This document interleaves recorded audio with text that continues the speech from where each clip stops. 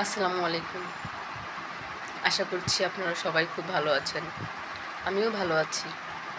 আমি আসলে কিছু কথা বলার জন্যে একটা ভিডিও করলাম। চিন্তা করলাম আপনাদের সাথে একটু শেয়ার করি। সেটা হচ্ছে আমরা সবারই প্রত্যেকের সাথে প্রত্যেকের সম্পর্ক রয়েছে, তাই না? বাবার সাথে মেয়ের, মায়ের সাথে মেয়ের, হ্যাঁ, বোনের সাথে বোনের, ভাইয়ের সাথে ভাইয়ের, যে স্বামী-স্ত্রী প্রত্যেকটা সম্পর্কই আমাদের রয়েছে, তাই না? আসলে প্রত্যেকটা সম্পর্কের মধ্যেই একটা মানে একটা জিনিস থাকে, সেটা হচ্ছে বিশ্বাস। আর হচ্ছে আ বিশ্বাস এবং হচ্ছে সম্মান। এই ২ টা জিনিস না থাকলেই কিন্তু না কোনো সম্পর্কই ভালো হয় না। সেটা যে কোনো সম্পর্কই হতে পারে।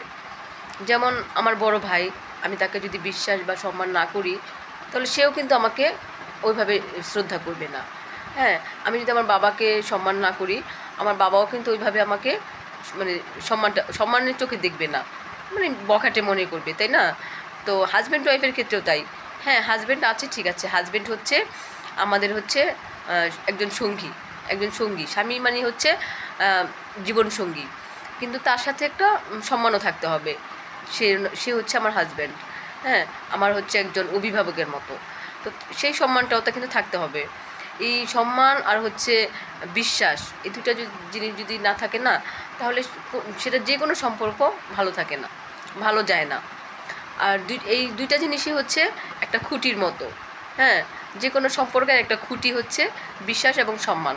এই ২ টা জিনিস যদি না থাকে, তাহলে ওই ঘরটা ভেঙে যায়। সেটা যে কোনো জিনিস, ভাই বোনের সম্পর্ক হোক বা হাসব্যান্ড ওয়াইফের সম্পর্ক হোক বা বাবা মায়ের সম্পর্ক হোক। হ্যাঁ?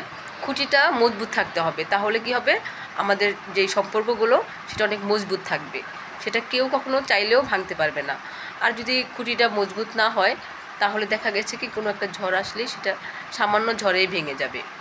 তাই আমাদের এই আত্মবিশ্বাসগুলো থাকতে হবে, যাতে আমাদের সম্পর্কগুলো নষ্ট না হয়ে যায়। হ্যাঁ, আসলে আমরা চাইলেই কিন্তু প্রতিদিন বিয়ে করতে পারি, অনেকেই পারে। হ্যাঁ, চাইলেই কিন্তু একটা সম্পর্ক তৈরি করতে পারি নতুন করে। আসলে কিন্তু তা না। এটা এটা কোনো মানে ভালো রেজাল্ট আসবে না, তাই না? কারণ কি জানেন? মানুষ কিন্তু একটা কথা বলে, সেটা হচ্ছে যায় দিন ভালো যায় আর আসে দিন হচ্ছে খারাপ আসে।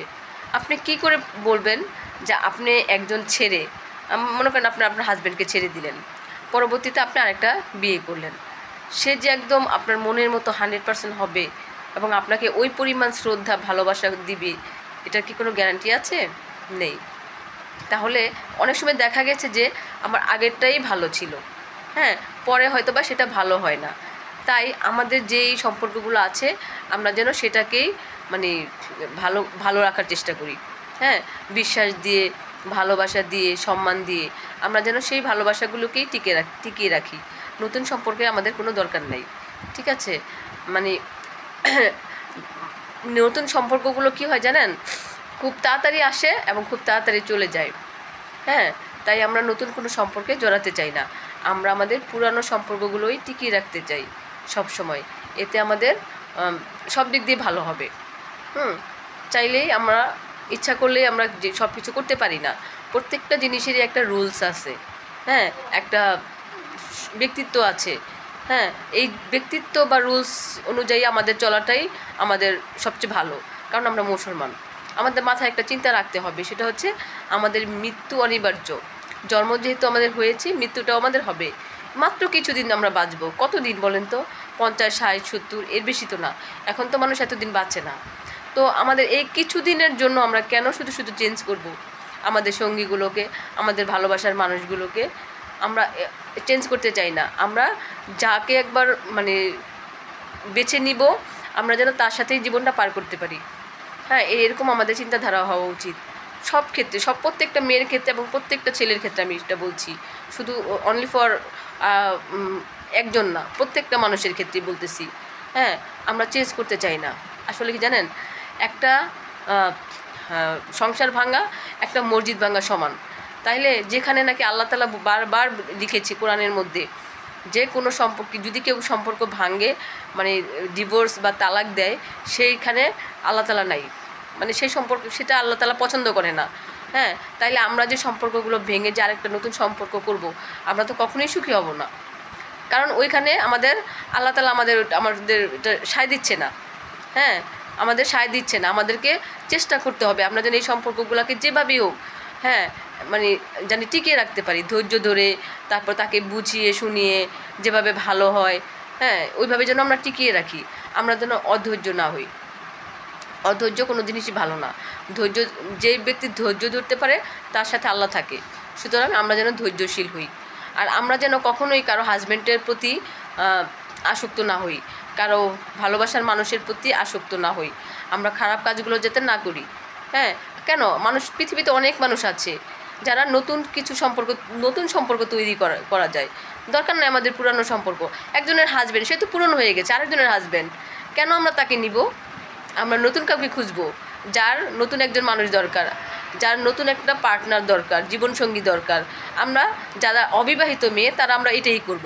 আমরা অন্যের হাজব্যান্ড নিব না, অন্যের প্রেমিকের দিকেও আমরা তাকাবো না। কেন তাকাবো? সে তো আরেকজনের ভালোবাসার মানুষ, সে অলরেডি ভালোবাসা একজনকে দিয়ে দিছে, তার কাছে ভালোবাসা বলতে কিছু নাই। আমরা কেন ওই জুঠা ভালোবাসাটা নিব? আমার জুঠা ভালোবাসা দরকার নেই, আমার নতুন ভালোবাসা দরকার। আমার হাজব্যান্ড শুধু আমার একান্ত থাকবে, আমি কেন আরেকজনের হাজব্যান্ডকে নিব? হ্যাঁ, আমার অন্যের হাজব্যান্ড দরকার নাই তো। আমার হাজব্যান্ডই আমার কাছে সবচেয়ে ভালো, পৃথিবীর শ্রেষ্ঠ হাজব্যান্ড। আমার আরেকজনের হাজব্যান্ড যদি আরও ভালো হয়, নায়ক হয়, সেটা আমার দরকার নাই। আমার যে যদি কালো থাকে, সেই কালোটাই আমার কাছে ভালো। হ্যাঁ, কালাটাই আমার গলার মালা, আমার ভালোটা দরকার নেই। আমরা যেন এরকম হই, ঠিক আছে? তাহলে আমাদের সম্পর্কগুলো ভালো হবে এবং হাজব্যান্ড ওয়াইফের প্রতি বিশ্বাস থাকবে, ওয়াইফের প্রতি হাজব্যান্ডের বিশ্বাস থাকবে। হ্যাঁ, আর আমাদের সম্মানটাও, আমাদেরকে সম্মানও দিবে যে না, তা মানে আমরা তো চেঞ্জ করি না, আমরা একজনকে নিয়েই সারা জীবন কাটাতে চেষ্টা করছি। তাই সবার প্রতি আমার শ্রদ্ধা রেখে আমি বলতে চাই, যেসব বোনেরা বা যেসব মেয়েরা কারো প্রেমে পড়েন, অবশ্যই জেনে শুনে নেবেন। কারো হাজব্যান্ড, হ্যাঁ, কারো প্রেমিক, এগুলো আপনারা বাঁচবেন না। হ্যাঁ, আপনারা নতুন করে জেনে শুনে বুঝে তারপরে করবেন। প্রয়োজনে আপনি যাচাই করতে পারেন, প্রয়োজনে তাকে দেখতে পারেন, ঠিক আছে? তারপরে সম্পর্কটা তৈরি করুন। আমার কথা যদি আপনাদের খারাপ লেগে থাকে, আমি ক্ষমা চাচ্ছি, আমাকে ক্ষমা করে দিবেন। কিন্তু আমি আসলে বাস্তব লাইফ থেকে কথাগুলো বলছি। আপনারা যদি কোনো রকম আমার কথা থেকে কষ্ট পেয়ে থাকেন, আর যদি আমার কোনো ভুল ত্রুটি হয়ে থাকে কথাতে, তাহলে আমরা নিজ মনে করে ক্ষমা করে দিবেন। ভালো থাকবেন, সুখে থাকবেন। আসসালামু আলাইকুম।